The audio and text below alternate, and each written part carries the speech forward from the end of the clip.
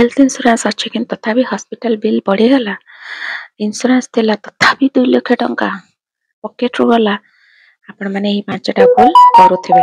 Number 1 policy exclusion पढ़ी नहांती dental cosmetic surgery एगुड़ा का health insurance रे कवर्ड हुए नहीं।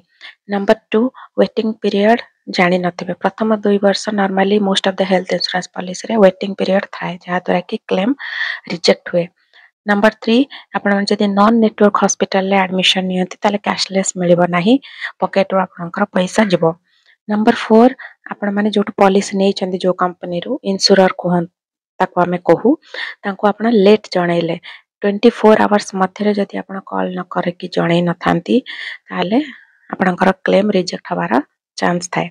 नंबर 5 कम कवरेज जदि नै छंती मान्यतु 3 लाख टंकार पॉलिसी कवरेज नै छंती किंतु बिल आस 8 लाख टंका ताले भी आपनक पॉकेट रू जिवो।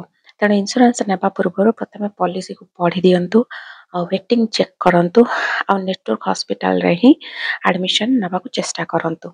Smart हुअंतु safe रहंतु।